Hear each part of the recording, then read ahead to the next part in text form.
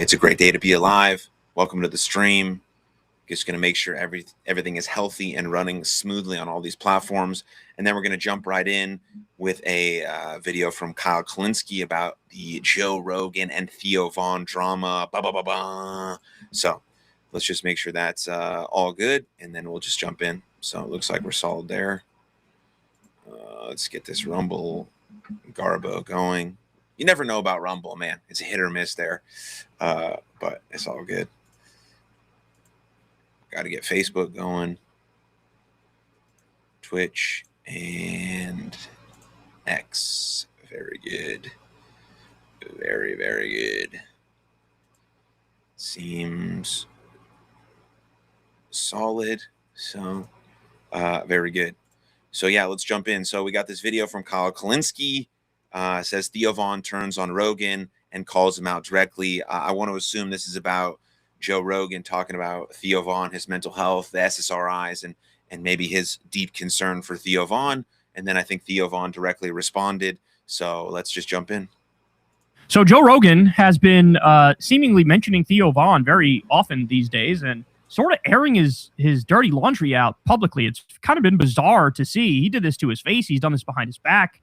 He just keeps talking about Theo in this very, derogatory kind of way. Listen to this. Theo Von's going through the exact same thing. And last time I was on the podcast, he was explaining it to me. And it freaks me out because I know Theo has had conversations before, like even publicly. He had a Netflix taping and it didn't go well. It was like they shelved it. They never used it. And there was all these stories from people that were there saying he bombed. I think he just had kind of a breakdown. And when he was talking to the crowd, and there's a video of it, we said, the people were shaking, hey, we still love you. He goes, thank you. Look, I'm trying not to take my own life. That's what I'm trying to do right now. Yeah. And you hear stuff like that and you just go like, oh, Jesus Christ. I've known too many people that I didn't think were going to kill themselves and then did. And then he goes down these spirals where he starts talking about world events and freaking out. I'm like, oh, Jesus Christ. I got to help this dude. Okay. Now you're just gaslighting. Yeah, before Kyle goes in and have his horrific take, which I'm sure he will because I don't know anything about Kyle, but I know if people on your own side, which is the left side, like Sam Harris and Destiny, completely think that you're a lunatic, you're probably a lunatic. That's why I chose this video. But Theo Von has been very open about his mental health since the very beginning. Now, I've been critical of Theo Von in regards to his geopolitical analysis. But that doesn't really matter. Personally, as a human being, I think Theo Von is very open and honest and vulnerable. I think that's why he's garnered a massive fan base, because he's a real human being in the real world. And he's been very honest about how he feels. And it seems to me that Joe Rogan is just pointing out concerns. I mean, Theo Von has been very public about this. Now, I don't know if Joe needs to talk about any more specifics about it and kind of let Theo Von do that. But I certainly don't think he's gaslighting him, and I certainly don't think he's being derogatory. He's simply saying we need to make sure Theo is okay, because I've seen the effects of suicide. I've seen people go down this path, and it's very challenging. It's very hard, and it can be very dark. But again, that's why people love Theo, because he is open about it. He has human feelings that we all do have, but sometimes we bottle down, we hide, and we shove away, especially if we're a public figure, because we don't want to look weak. That's obviously not true, but that's kind of the stigma surrounding it. And obviously we pray for Theo Von's health. I talk about mental health almost on every episode on my podcast, which is called Something for Everybody. And so I think it's very important. We're going to watch a video next, kind of branched off this, about Theo Von and how he holds space for people on his show with Joe Hudson. But this is specifically about Theo Von's own mental health. And I think Joe Rogan is right to be concerned. Now the pathway forward is what kind of action steps, what kind of tools can we get Theo Von to make sure that he's on the upswing moving forward. Now let's see what Kyle has to say about it. Lighting him. Oh, he spirals when he's talking about world events. That is the correct reaction when you're talking about world events. The pedophile rapist president is waging an illegal war against a country that didn't attack us and carpet bombing schools and hospitals. We're witnessing multiple genocides being committed by Israel with our tax money and in our name. Inflation is through the roof. Gas prices are through the roof. People can't afford to pay the fucking bills. The economy is on the brink of total disaster, and you're going to go after him for spiraling over world events? In fact, if you don't spiral from world events, something's fucking wrong with you. This is Joe Rogan gaslighting him. Help this dude. And so I send him things about people getting off of them, and apparently there's some doctors that specialize in getting people off of them. But oh my God, he's literally saying he's trying to prod his friend Theo Von to get off antidepressants. Oh, I know what'll save you. Let me get you off of antidepressants. Joe Rogan, you know fuck all about science. You literally know dick. You know dick. You're the type of guy to read a... Dude, this guy is a lunatic. How does he have 3 million, almost 3 million or 2 million subscribers on YouTube? His videos get like 300,000 views. Like, what the fuck is he talking about? Joe Rogan is expressing concern for Theo Von's mental health, and all you can think about is Israel. That's it. Not that he might actually be concerned for Theo Von's well-being. Blog written from 2005 by convicted criminal fraudster, and believe that more than peer-reviewed double-blind studies. Okay? That's who you are. You're the type to give me some literal snake oil over anything created by Big Pharma, and, you know, then I'll be better off. And so Theo doesn't need your fucking advice. Theo should rely on doctors that have degrees to help him out with whatever issues he may or may not be dealing with, Joe, okay? Like, this is so gross to me. Because, like, he thinks he knows what he's talking about. He has no idea what he's talking about. Like, these things can be life-saving for many people. And how would you feel, Joe, if he got off of that and then something happened to him? How would you feel about that? You probably wouldn't feel shit. Yeah, of course that's right. Of course that Theo Von, if he plans on getting off the SSRIs, or if he plans on getting off the antidepressants or doing some type of therapy or trying other modalities to fix his mental health. Like Tim Ferriss has talked a lot about this in terms of what does resistant treatment depression look like? Where do I go? Maybe it's psychedelics. Maybe it is the medication. We've seen what happens to Jordan Peterson. I know a ton of people who've been very successful on taking the medication and it's really helped them. I know a ton of people who've gotten off of it in a safe and effective way through a doctor that's also been effective for them as well. And so the path is either way. No one's saying that he should quit cold turkey. That's very, very, very, very dangerous. It should be a slow, gradual process done by a professional in who knows exactly what Theo Von is dealing with that can help him in the best way possible. But of course, Kyle is taking everything that Joe says to the extreme and making him look like a shitty person. You know, say he's just quit, get off the SSRIs right now, quit cold turkey. No, obviously not. He is expressing real concern for his friend, and Kyle's trying to spin it because I think he hates Joe Rogan, because Joe Rogan has a massive platform and he got Trump elected, and this guy has Trump derangement syndrome as well and all this type of stuff. The same way you don't feel shit after you endorsed Donald Trump and now he's going on a world historic crime spree that you helped bring us. In fact, at one point he literally said, like, I got him elected. Well, then congratulations. You got the blood of innocent dead Iranians on your hands, and you got the blood of Palestinians on your hands, and you got a fucking global depression that's soon to be on your conscience as well. Your non-existent conscience as well. Here's the thing about that chemical imbalance thing. That's not real. Oh my God, yeah, because who would know better than fucking Joe Rogan, Mr. Science over here, Mr.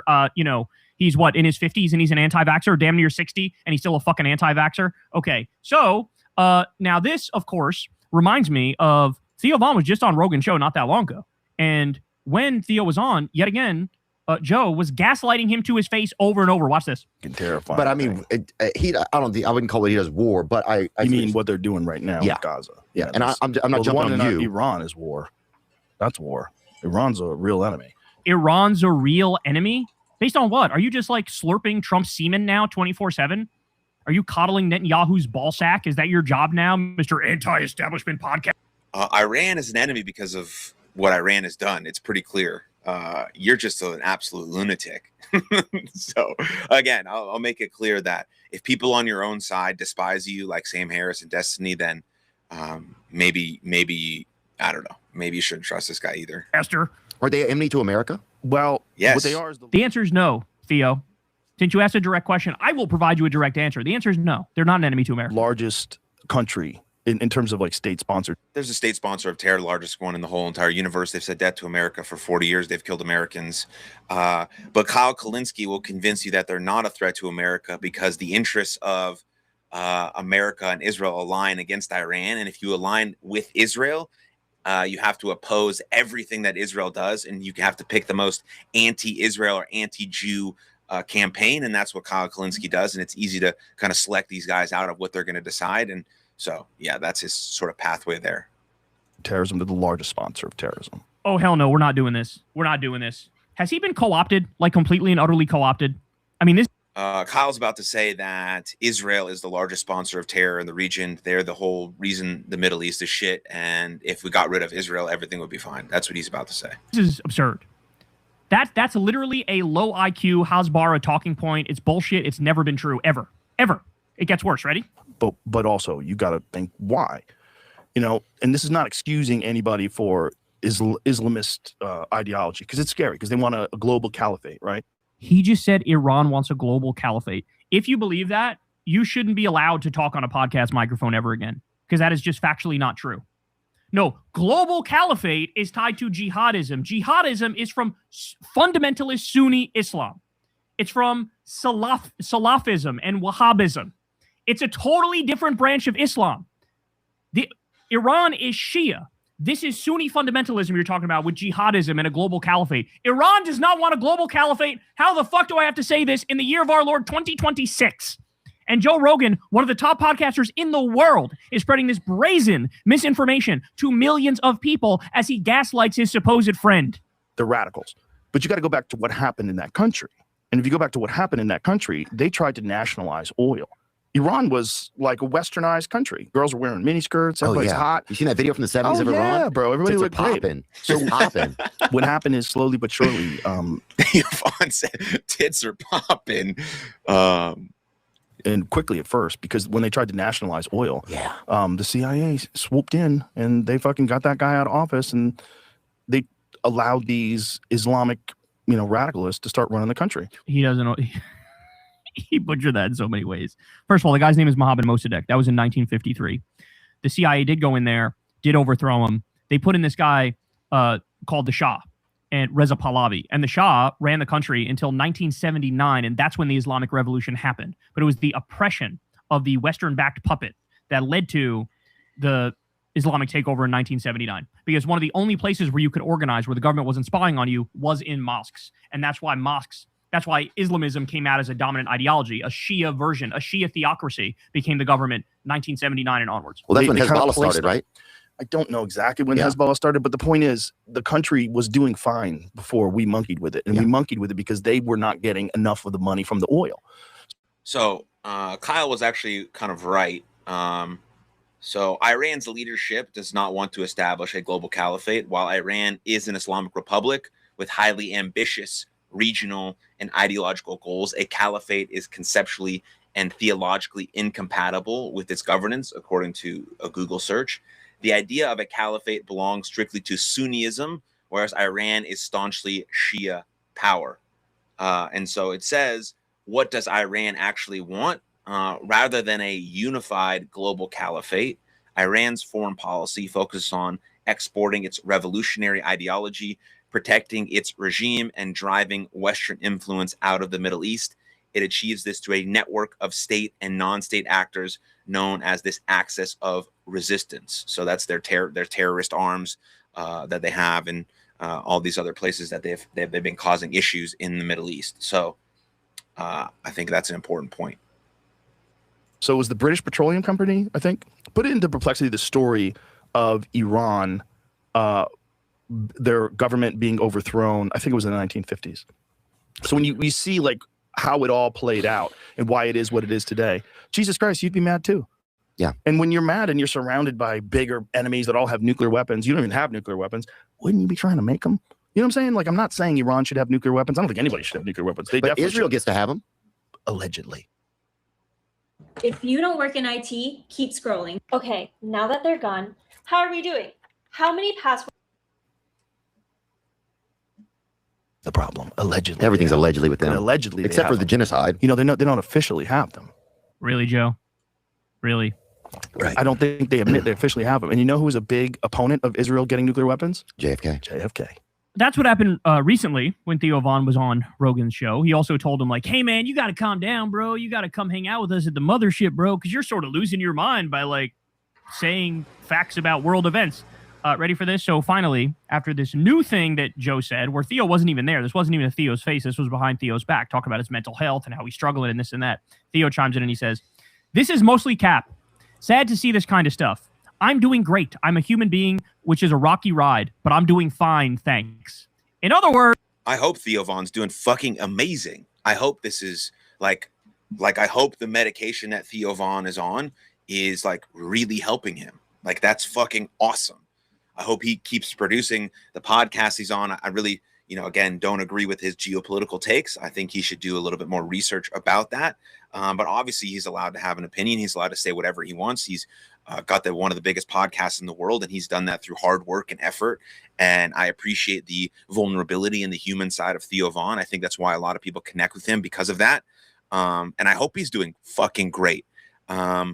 But Rogan makes a point about certain SSRIs can actually be detrimental for someone's mental health, and you have to be very careful about taking them, how long you take them, how long you're prescribed for them. Do you want to wean off in a really safe way, or do you want to keep taking them? How are they helping you? Sort of what's the temperature check of your actual mental health, and what do you need to do proactively, resource-wise, action-wise, to be able to best suit you and your mental health, and to be able to handle being a human, which, as Theo says, is a rocky fucking ride. There's ups and downs, there's hardships, there's pain, there's greatness, there's all these stuff in between. And what can you do to help you with that, to help you thrive through that, is very, very important. Hey, shut the fuck up, friend. Shut the fuck up. Okay? So, guys, and we'll do another story on this tomorrow, but it's getting awkward, bro. It's getting awkward because Rogan's friends have fully and completely turned on Trump, and they're done with him. And Rogan is still not only on Team Trump, he's like an insider now. He like talks to him. He texts with him. He talks to him on the phone. He's going to be at the fucking UFC fight on the lawn of the White House. He's shaking his hand. He was just there at the White House doing a signing thing for a new policy. So it's getting awkward, bro. It's getting awkward. And what I see here is some of Rogan's friends are now like, this is like, all right, I'm going to distance myself a little bit from you. People who were solidly in that Rogan sphere, who you thought would never go anywhere, they're now looking at Rogan going, you're whack, you're washed. Now you're talking shit about my mental health behind my back. I'm going to distance myself. Like, I don't even want to be close with you like that anymore. That's what I'm getting out of this. Calling him out directly, being like, hey, shut the fuck up and stop talking about me, bitch. That's what this is. So it's not looking good for old Joe out there, bro. And again, we'll talk more tomorrow about Andrew Schultz, Tim Dillon, what they've been saying. But Theo is not happy. And he's calling out Joe directly now. All right, y'all. That's the show, man. I love y'all very much. Everybody do me a big favor. Subscribe to the channel and click that bell icon. You can also... See you, dude. All right, let's go to this one with Joe Hudson. Let's share this tab instead right here. Boom. All right, so this guy's Joe Hudson is awesome. You can see he's worked with hundreds of thousands, or not hundreds of thousands of people. And he's an executive coach. And there was this really famous clip, I think this was with Theo Von and Sean Strickland, where, they're holding space for each other in a really meaningful and powerful way. And Joe Hudson's going to break this down because I wanted to kind of attach that to the back of what we just talked about with Theo Von and his mental health. And, why Theo Von is great at what he does is because of this stuff right here. Again, maybe he's a little out of his depth in terms of the geopolitical conversation and foreign policy and things of that nature. But again, he's built his audience. He can say whatever he wants. Same with any of the people in kind of the Joe Rogan podcast-a-stand thing, whatever. But yeah, so let's watch this. In this powerful clip from Theo Von's podcast, he's talking to somebody who's a UFC fighter who's dealt with some deep personal abuse. We're going to use this as a way to look at abuse and how you can work with it. Fuck, man. I used to always sleep in my mom's room because I thought my dad was going to kill my mom. So, like, I would, like, sleep by the door. I'd sleep to make sure she was all right. So we've already learned a couple of things. This fighter, Sean, clearly has done some talking about his trauma. That means he's already on a process of healing. It's also clear that it is not something that he's talked about a ton, or he hasn't fully completed it. You can see from his body language, he starts kind of covering his head. He's like, there's a kind of a protection aspect of it. His body language is open enough. He's not completely closed down or anything like that, but you can tell that he's dealt with some of this trauma before. Probably it started with not talking about it, then it was joking about it, and now he's actually starting to do some of the real processing about it. If for any of you out there who have dealt with a lot of abuse, finding a safe place to talk about it where you can be listened to and attuned to while you're talking about it is a really critical first step. Everything comes after that. And so clearly he's done some of that. So let's see what happens now. My dad's like, fuck that. He's not sleeping here tonight. He's not, like, kick him out. And so I, like, army crawl under the bed, and I'm sleeping under the bed, right? Under the bed? I'm like laying on the bed, like just laying underneath the bed, like as they're fighting. Cause I think my dad's going to kill my mom. Wow, he was that violent? Yeah, he's just a coward, you know? So Yeah. anyways, like, There's one of two things that happens to somebody who has this much like violence or abuse put on them. One mechanism is that you are like, you can't hurt me, right? Like you don't have power over me. There's nothing you can do. If you're going to hit me, it didn't affect me. You can hit me harder. You become basically this ability to endure whatever gets thrown at you, right? And so that's the path he's taken. And you can tell just by, I mean, outside of his body type and that he's a fighter and all those other clues, you can tell just by that thing he said, was your dad violent? And he didn't say, yeah, my dad was violent. He said, yeah, he's just a coward, you know? right? So he's dealt with his trauma in a way that is just like, you can't even fucking touch me. It's a complete self-reliance. I cannot depend on people. I will depend on myself. And no matter what you do, you can't hurt me, which has a lot of benefits, but a lot of drawbacks over a time in life. And so we have an episode on self-reliance and you can take a look at that, but it's just, that's what's happening there. The other option is that you actually start becoming a victim, right? Where you recreate the victimhood over and over and over again. You keep on finding relationships that are abusive.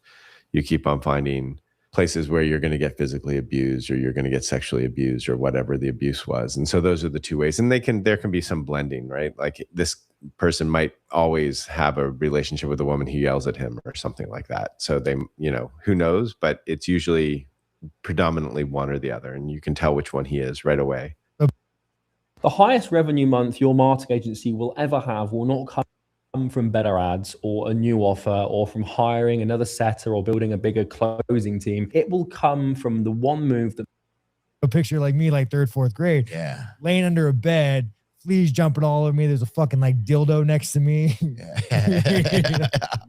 Yeah, it sounds like a Japanese game Like show. who puts a dildo underneath the bed, but it's not sanitary. Put it in put it in your fucking drawer. Yeah, at least put it in a drawer that Put it has in a a bunch of gum and coins in it. Yeah. Under the bed with the fleas. Yeah, dude. So Damn, anyways, that's scary. So dude. anyways, my dad gets on top of my mom. So hold on a second. So there's this weird thing that's happening, which is like, they're both uncomfortable in this situation, but they're also wanting to talk about it. And you can actually see the conflict that like we were on a podcast episode. Are we going to go here? Is it okay to go here? There's this like back and forth and you can see they're both getting uncomfortable. They're starting to look away from each other, look at each other, like, which is a really interesting thing. And I think that's important to say because when somebody is going to share trauma with you, if you're on the receiving end of it, they're looking to see if there's some safety, what's going on, like how well can you hold this? And safety doesn't mean, are you going to be able to say, Yeah, there's like a 3-step approach you can use when someone says something to you that is challenging. And it's validate, appreciate, and refer. Validate simply means if someone says something to you that's challenging, I've had a hard time getting out of bed, or I was, the last couple of days because I'm feeling so down and my dog died yesterday, or, some even more heavy stuff that Sean is saying. It's like my dad was abusive and I was scared that my mom was going to get killed by him. You're validating that because once you validate that, it opens the sort of the chain of conversation that you actually see them, you hear them, and this might be a safe place for them to discuss what they might might have happened to them, as Joe is alluding to. And validate simply means, acknowledging that statement, just acknowledging it, not trying to fix it or say it's going to be okay because you have no idea, or especially if it happened in the past, or saying like, I'm sorry that happened to you, or thank you for sharing that with me, or anything that just acknowledges and validates that fact. And then, appreciate them for actually sharing and opening up with you, because that's how you build human relationships. That's how you have great conversations. Again, that's another reason why Theo Vaughn has a great podcast, because he does open up himself and he does get people to open up. That's why I think my podcast is really good as well when we have these kind of mental health conversations. It's because I am trying to hold space for those types of conversations, and in terms of suicide or mental health or losing your child or whatever the case may be. And so you validate that, you appreciate that, and then refer can look like anything else. Refer, like if you're in a school, might be like getting some help, or refer just might be having a more of conversation or talking about your own experience, or referring them to skills and support or action or toolkits that you might use. And so if you are nervous about having these types of conversations, and they're going to be nerve-wracking because they're intense and they're hard and they're challenging, you can kind of just validate, appreciate, and then go into refer, which is basically kind of talk about skills and support potentially. So that might be helpful. I'm not sure what Joe's about to get into here, but you might want to think about that as well.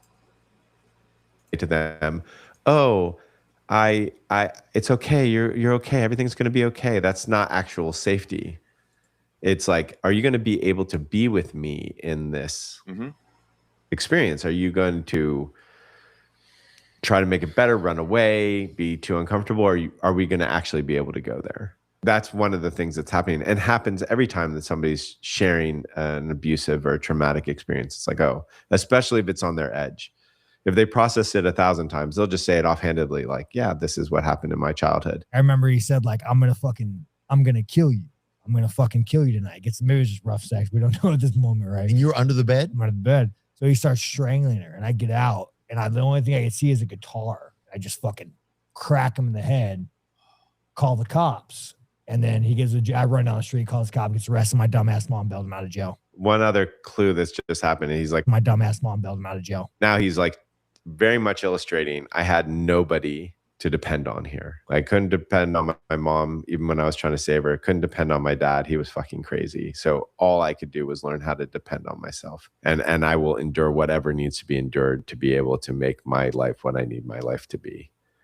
Because I'm not going to get anybody else. Usually what that means is that a person is not good at expressing their wants, is not good at expressing their needs, has a hard time asking for any kind of help. And they often like caretake other people. They're like, they'll be a savior, or they'll caretake other people, or at least they think they are, because they realize that was their job. His job was to take care of his mom. So he probably goes through life when he can, taking care of other people. And so all of those things are learned through that like deep amount of self-reliance. My dad would get home drunk, start drinking at like 6, and like just be up until like 3 a.m, just like tell my mom, tell my mom she's a whore, he's gonna kill her. Like, and I remember I used to like, what a loser, huh? Oh, sorry to say that about your dad. No, he died. He died of cancer. But anyways, there's this moment in him where he's just like, yeah, fuck my dad. It's okay. Like, of course you can call him an asshole, like this whole thing. But he's bumping the emotion. You can just watch him. And when I mean speed bumping, it means like there's an emotion there that he's not allowing himself to feel. So he's going right over, which is like that longing for your dad's love, that longing for connection with your dad. You can't get rid of that longing.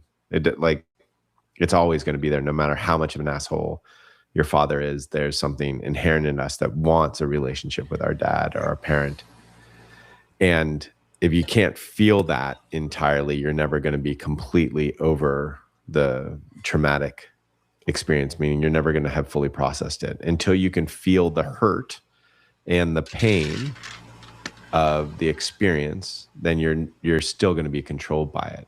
And what you're seeing with him, which is amazing, and it shows you the self-endurance and that endurer quality, is that I can be self-reliant, I am an endurer, but I actually can't actually express hurt.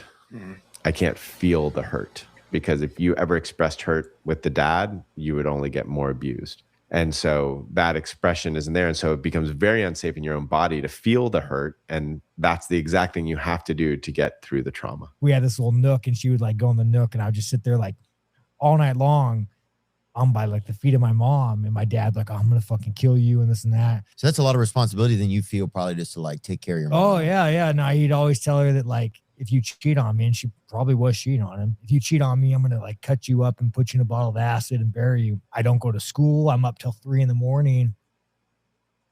My wife called me lazy because I never do the things I say I'll do. I thought it was depression. We were both wrong.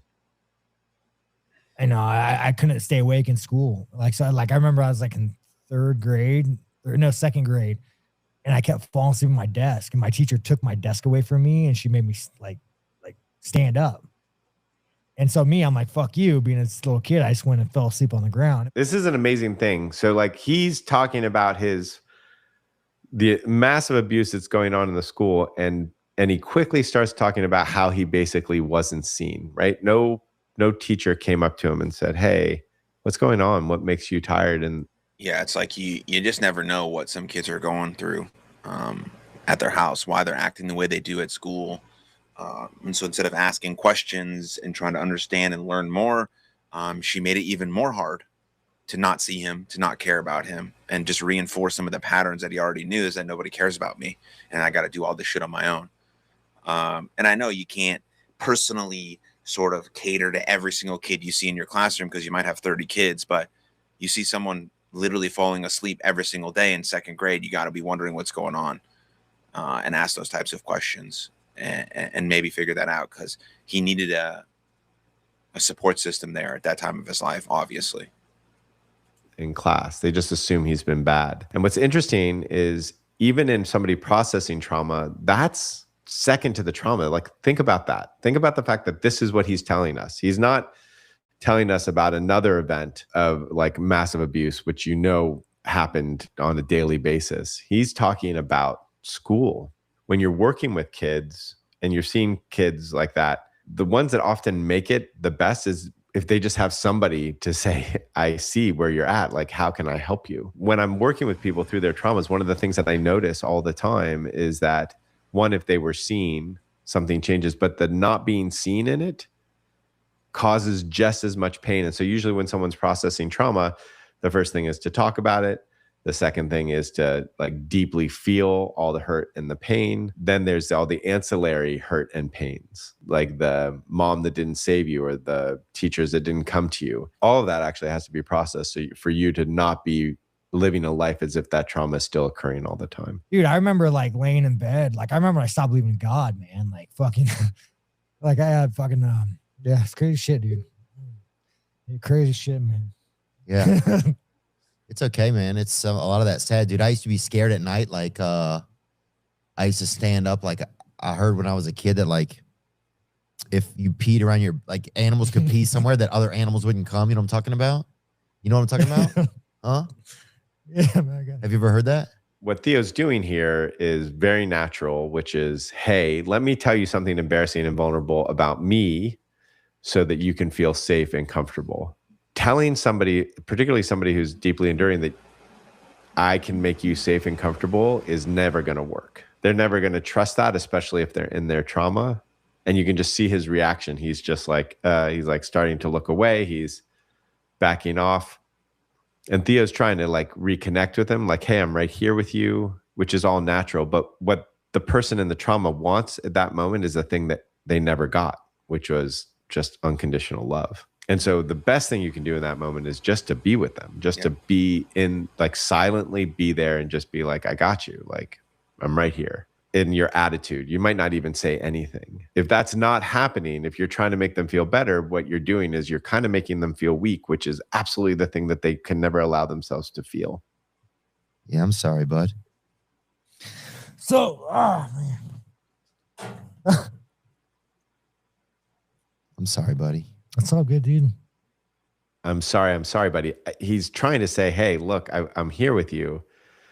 But the thing, like, I'm sorry is, again, like the shot in like its weakness instead of like, this is strength. What you're doing right now is strong. He would respond much better to, dude, I am super proud of you for being so strong and feeling this shit. I am right here. You fucking are rocking it. Even though we all, of course, are sorry. Like, no, none of us wants this to happen to anybody. All he really needs is just a safe place to break down and to be seen and not to be made small in it.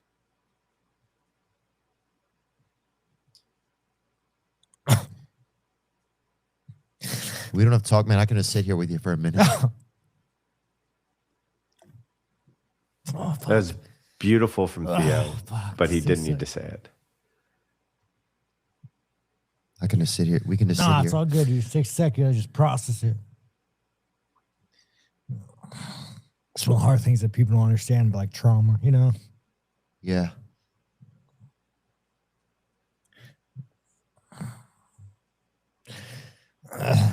Sometimes it just comes out. Oh, no, dude. You notice the body language is more protective now. His head is turned to the side. His leg is up.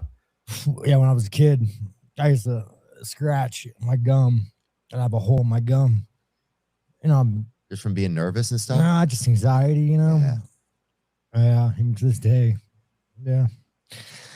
I mean, the day, dude, like, I'm a grown-ass man. I don't give a fuck. I mean, you could post this. I don't care. Oh, dude, I don't have any. No, it's all good, dude. I mean, it is what it is, dude. So this is amazing. He can talk about being under bed with fleas and a dildo and whacking his father with a guitar. He can talk about like holding on to his mom. None of that has gotten him emotional. So he's like clearly processed that. The thing that breaks him down and makes him like really hurt is to feel the anxiety he used to feel. Like that's what cracked him. So think about that where he is right now is that the pain of this experience is to feel the anxiety that was in him. That's the thing. It's like, yeah. And you can see it in his hands movement. Everything he's doing is starting to is to show that anxiety. And it's the anxiety that's actually being processed right now. The anxiety that he had. The interesting thing is what he's not talking about is the violence that was put onto him. And what was clear is that the violence was put onto him at some point. And he's not talking about that. So either. Yeah, it's just so interesting, to see what people go through, what impacts them for the long term, what a little bit of silence can do, what a friendship can do, especially with another male, what feeling your feelings actually looks like, how to sit with something that's challenging instead of trying to rush through it or push it away or bury it down. But if all of your pain and trauma and hardest moments came when you were a child, we don't know that skill yet. We know that we want to stay alive. We want to try and be safe. We want to get through it. And the only way to do that is to shove it, to move it away, to bury it, to pretend like it's not happening, so that when we do eventually, hopefully, God willing, get through it and we become adult, we can just kind of forget about it. But you can't really forget about it. It sits with you forever and impacts everything that you do for the rest of your life, which is your relationships. And so then at some point you have to actually deal with it and sit with it and tame it and experience it and try and overcome it and move forward with it. And you can see just with that interaction, how important having someone you can be vulnerable and safe with, because the word vulnerability gets thrown around a lot. Be vulnerable, be more vulnerable, be more vulnerable. And yes, in essence, the phrase is true, but when, but where, to who, and why, those things are also important to think about. And so it's also a time and place in terms of your vulnerability, in terms of who you open up to, how you open up, because sometimes your vulnerability will not be well received. It will be shut down. It will be shamed. It will be used against you, of course.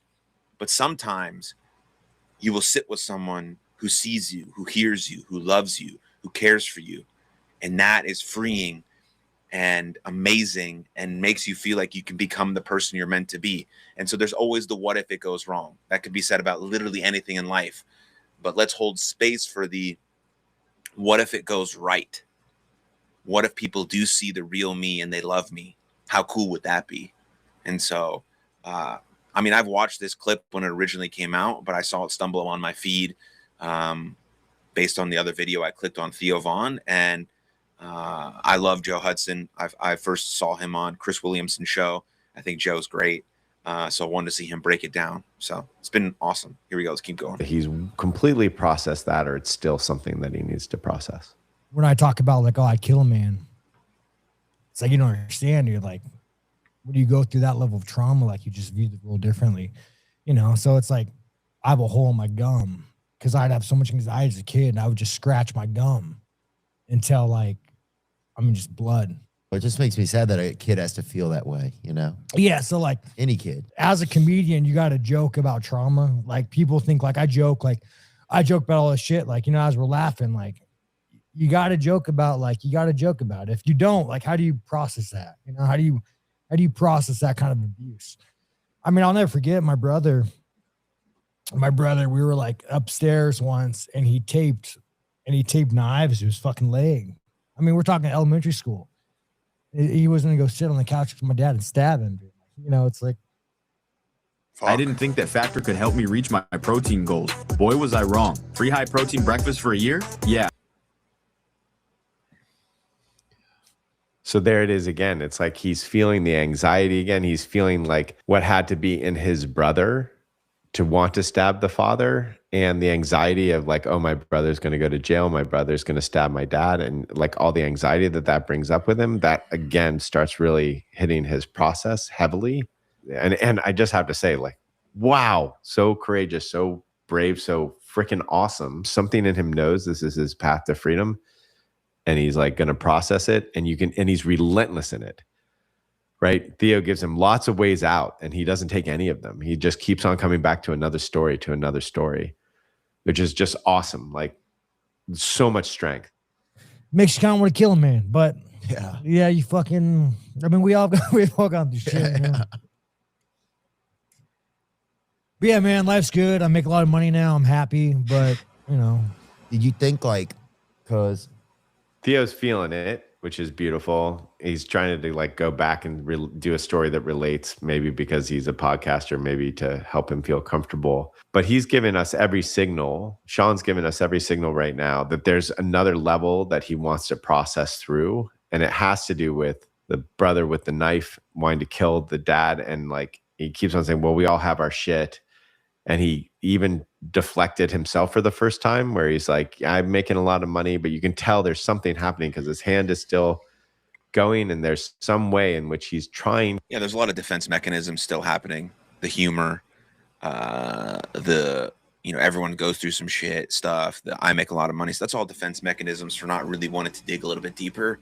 And then I think at a certain point, Theo Von also gets a little uncomfortable because he doesn't know where to navigate, to dig a little bit deeper, how to process it, how to sit with it, because they're also technically on a podcast. There should be like words happening. And so it becomes a bit complex. That's why obviously when you deal and process with this type of stuff, it should be in a safe environment, normally with a professional. But sometimes that doesn't happen because we just want to talk to our friends and we feel inclined to open up to certain people because they have a light or we feel comfortable with them. And so we need to be able to have those types of conversations. And like Joe said, just be able to sit in the dark with someone, because that's really all they need to process that feeling.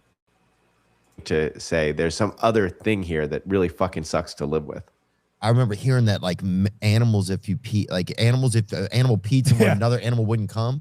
So I would stand up on my bed at night and I would pee around my bed in a circle because I was afraid that things were going to get me. Shit. Who were you afraid? Like any particular? Just everything. I mean, I was just afraid of everything. Fuck, I wish I could have been even able to defend myself in my neighborhood or anything. Like I didn't have anybody to look out. I just didn't. So I think, you see guys up, man. Like you guys, it's like at least, even though you're fighting each other, it's still like. Well, you got to learn it. You got to want to be violent. If it wasn't fighting, bro, I'd be in jail. Like it's not like to have like, you don't understand. Like I truly have a deep down urge to kill somebody. Like I can't, it doesn't go away. Like I just like, I don't know what it is, man. Like there it is. That's the thing that he was trying to process before.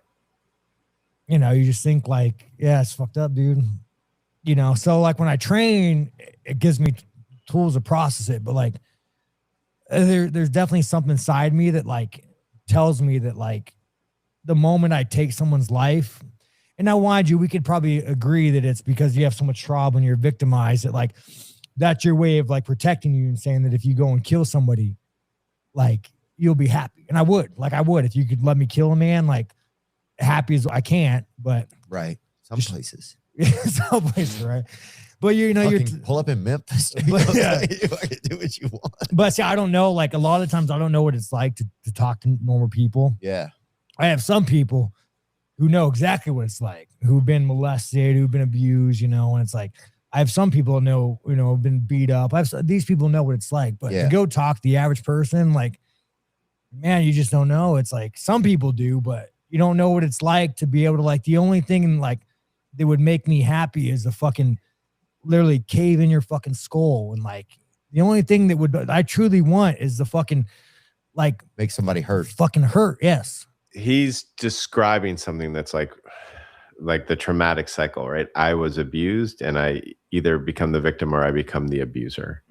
And he's describing exactly what happens. If the trauma is not dealt with, then you have this thing in you that you're just like, I want to hurt somebody because I was hurt. But in a human's mind, if you want to go and kill somebody, then you must be bad, right? That's then the thing is, oh, I'm bad. So not only are you contending with this horrific feeling like that you want to hurt somebody, because that doesn't feel good in anybody's system. So which it is a response to the trauma. It's a thing that he's just like, I don't want to feel that. But you're also then having a very good reason to tell yourself that you're a bad person, that there's something wrong with you, there's something broken with you. And then that story perpetuates the whole thing. It makes the whole thing harder to process. And like, you're bad for feeling angry, you're bad for wanting revenge, you're bad for wanting to crave somebody's skull in, you're bad for being weak, you're bad for everything is just another way in which you're bad, which agrees with why you got the abuse in the first place, because there was something wrong with you. And the only way through that is to actually allow all of those feelings to be felt, so that you no longer have that, like, oh, I want to kill somebody. And thank goodness that this particular young gentleman had something like the UFC to channel all that aggression. It makes me volatile. So I don't really, even to this day, like I don't go out much. You can't trust yourself, probably. I can't trust myself. Yeah, and there it is, right at the end. I can't trust myself. You can't feel like you can trust yourself if you think you're bad. Thank you, Joe. Thank you, Theo. And thank you, Sean Strickland. I know that's from a long time ago, but still think it's powerful and something we can all think about in our own relationships, with our own trauma, with the stuff that we deal with, how we can help someone else, how we can sit with someone's pain. And then also the fact that we just don't know what people have gone through. I mean, that's a cliche for a reason, right? The next person you see 5 minutes before that, they could have gone through the worst pain of their whole life. You just never know. They could have just lost a child or lost their job or lost their house or whatever the case may be. And so maybe we can walk around the world with a little bit more kindness and compassion for ourselves and for others. And maybe the world will just be a little bit better because of it. All right. Last video of the stream is this monologue from Bill Maher. Bill Maher. Jesus Christ. Bill Maher about new rule, no Jews, no news. A lot of people reacted to this. Some people loved it. Some people hated it. Well, let's watch it. And finally, new rule since yesterday was Israel's birthday. Having become a nation on May 14th, 78 years ago, everyone must either wish her a happy birthday or admit they're anti-Semitic. Now, it's everyone's right in a free country to be anti-Semitic, but enough with hiding behind Israel or Zionism or Netanyahu. If you think, as so many do now, that when it comes to human rights, Israel is the monster country of all time, you either don't read or you don't care about your own hypocrisy. Because there are so many worse places. But that's where we are these days. No Jews, no news. Haha. But China, Russia, the Sudan, Iran, Myanmar, Haiti, the Congo, North Korea, all way worse. And that's how you know it's anti-Semitism. It's the inconsistency. People talk about Jews. Yeah, it's the 3Ds. If you try to demonize, delegitimize, and use a double standard that only against Israel and the Jews, then you're kind of morally bankrupt in that regard. To demonize, delegitimize, and always use a double standard. That's essentially what Bill is going to talk about here, I assume. These days, like something out of Stormfront, except it's not Stormfront. It's an editor from the American Prospect, which is a venerable liberal publication that launched the careers of journalists like Ezra Klein. And yet no one blinks when one of their editors says, Israel is a brainwashed, psychopathic death cult that might need to be nuked to save the human race. Uh-huh. People say the left and the right can't agree on anything these days. Well, there is this one thing they agree on. Right-winger Tucker Carlson has Nick Fuentes and Holocaust deniers on his podcast and wonders along with them who really was the bad guy in World War II. And the New York Times has on their podcast super leftist Hassan Piker, who they call a progressive mind, and who says Zionists should be treated the same as Nazis, which I assume means hung at Nuremberg. That's what progressive is now? I guess so. Yeah, horseshoe theory in full effect. Cenk Uygur, Tucker Carlson, all just sort of coming together because they come together on what the the most anti-Israel, anti-Jew policy is, and then that bring them together in the horseshoe theory. And that's what Bill is saying. Oh, the kids are sure into it. They went nuts last year at Coachella for Kneecap. That's the name of an Irish rap group, as if Ireland hasn't suffered enough.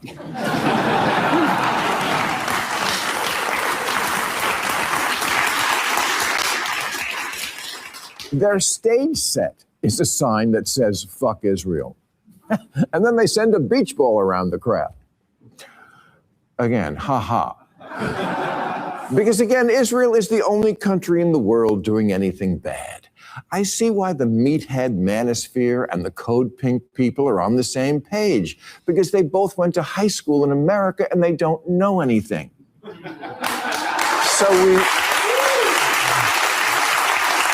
Yeah, to be clear, people like Myron Gaines and Andrew Tate literally shouldn't be trusted as reliable sources of information for literally anything. So especially dating women that regard, because the manosphere, the Myron Gaines and Andrew Tate are fucking stupid, and they're cosplay WWE versions of what true men are actually like, because they don't live with virtue or integrity whatsoever. And then, of course, they shouldn't be trusted in regards to geopolitical issues. So we really could someday soon have the tiki torch Jews will not replace us crowd and the Queers for Palestine people working together to elect the next Hitler. There's a North Carolina teenager who's been charged with plotting to drive through a synagogue to fulfill her life goal of killing as many Jews as possible, because a kid's got to have a dream. I'm just asking, why in the world would this be the dream of some kid in North Carolina? Why is it the dream of Dan Bilzerian, who's running as a Republican to win a House seat in Florida? Who's Dan Bilzerian? Well, he's a professional douchebag who's attracted 30 million followers by doing this all day and posting it. Yes, he'll fit in fine with the current Congress. Also, Dan Bilzerian hates Jews, hates Israel. He's been on record saying that he would love to sign up to go kill Israelis. But he's also just found out that he's 12% Jewish. So, man, what a tough time for Dan right there, to know that he is part something that he absolutely hates. And he's also a fucking idiot as well. And Dan is fairly typical of the guys in the manosphere when he says, the only real battle in the world today that I see worth fighting is fucking, exterminating Israel. I mean, I would sign up tomorrow to go fucking put boots on the ground and go fucking kill Israelis. Why? Why is this asshole's life about two things? Getting more Viagra and exterminating the Jews. Israel was founded on the idea that anti-Semitism made a Jewish state unnecessary because Jews would never be safe without one. Can you honestly listen to this rhetoric and not see why that turned out to be true? If you don't have the right-wingers on your side, and you don't have the progressives, what do you have? What's more progressive than college, where professors now say things that would make Kanye wince? Osman Omgarji calls Zionists bloodthirsty animals. Who's he, the leader of ISIS? No, he's a professor right here in California at UC Irvine. And Candace Owens agrees with his assessment of Jews as animals, because she says wherever they go, they bring their filth with them. Another professor, Hamid Dabashi, says of Israel's, they have a vulgarity of character that is bone deep and structural to the skeletal vertebrae of its culture. These are the kind of statements Goebbels would have read and said, no notes. I mean, where are the Jewish space lasers when you need them? Now, there are absolutely horrible things said about Muslims, too. That should also be, of course, roundly condemned, like Republican Congressman Randy Fine saying, if they force us to choose, the choice between dogs and Muslims is not a difficult one. That's awful. But it's not the same as they need to be nuked, and let's exterminate them. This is why Jewish people here and in Europe now say... Speaking of dogs, the whole IDF soldiers train dogs to rape Palestinians. If anyone believed that, even though that's physically impossible and not a reality. If you believe that, then you're probably just retarded at this point. They sometimes hide their identity, afraid that the Star of David will get them attacked, as has happened in almost too many places to mention lately. Leave your Star of David at home, but the keffiyeh, you can wear that anywhere. You can wear it to Fiddler on the Roof and you'll get applause. Jew hatred isn't just acceptable now, it's cool. Celebrities love it and make it trendy. It's the new Che Guevara t-shirt. The Islamophobia is just as bad argument is simply a false equivalency. Can you name a Jewish professor who talks about Muslims the way they get talked about? No. Anti-Jewish crimes, hate crimes, now outpace anti-Muslim hate crimes 9-1. It's not a contest, and I'm certainly not saying do more of the other. I'm just saying these are the numbers, the facts, the reality. There is a frothing anxiousness for the literal extermination of this one group. And Democrats, where are you? Yeah, he made a good point. It's now not just like, it's a trendy topic, right? So it's hard to decipher whether all of these people who talk about Jews in Israel all the time really hate Jews in Israel, or really they just want the clicks and the views.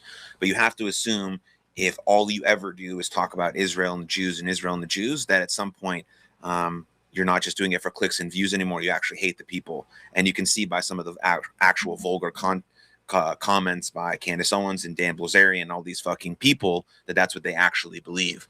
But it is trendy. It's hip. To do this, to hate on Jews. So it's cool and acceptable to demonize, delegitimize, and create a double standard only to this one nation and this one people. If any other minority group was being talked about this way, you'd break out the kente cloth and have 10 benefit concerts. But because you see that so many of your brainwashed by TikTok constituents now have an unfavorable view of Israel, you indulge them when you should be correcting them. You don't tell your woke idiots Israel isn't a colonizer or an apartheid state or committing genocide, and that if you brats had to spend a week anywhere in the Middle East other than Israel, you would understand what liberalism is not. All the people likely running for president now on the Democratic side want it known they don't take money from AIPAC, the Israeli lobby, a stance which gives permission to actual anti-Semites to say, see, we're right about Israel. That's a dirty money from a dirty country. Oh, please. You take money from crypto and factory farmers and big tech, from Diddy and Weinstein and Epstein, but AIPAC is too far? Let me just say this to all who ask me, why are you harder on the Democrats than you used to be? Until you fix this whole issue, stop asking me. Boom. Bill, shutting it down, Bill. My man, Bill. My man, Bill. Great job, Bill. He does have a ton of moral clarity. I like Bill. I like Bill. What a good guy. What a good way to end the stream here on this beautiful Tuesday morning. Again, yeah, if you have someone like Kyle Kalinske, who people on his own side, like Sam and Destiny, hate him, then, you know, that's a good sign. But Bill Maher seems to have good moral clarity on these types of issues. He thinks deeply about things. He's not afraid to talk shit about his own side or whatever the case may be. And then, yeah, we saw a video from Joe Hudson as well. And then, of course, we had to drop a little Israel and the Jews in there because, you know, that's important. But if you heard me talk about mental health or anything like that on this stream and you want more information in regards to that, I do have a podcast. It's called Something for Everybody on all major podcast platforms. I also run a mental health nonprofit called You Are Loved. So if you're interested in more mental health conversations around suicide or depression or anxiety or grief or anything like that, I've done a bunch of those episodes on my podcast. You can text me at this number, 201-534-3681, and I'll directly answer you and I'll link you to the episode that may suit you best. So cheers. Appreciate you very much. And I'll see you next time. But most importantly, take good care of yourselves, take good care of others, and follow, like, subscribe wherever you're at. And cheers.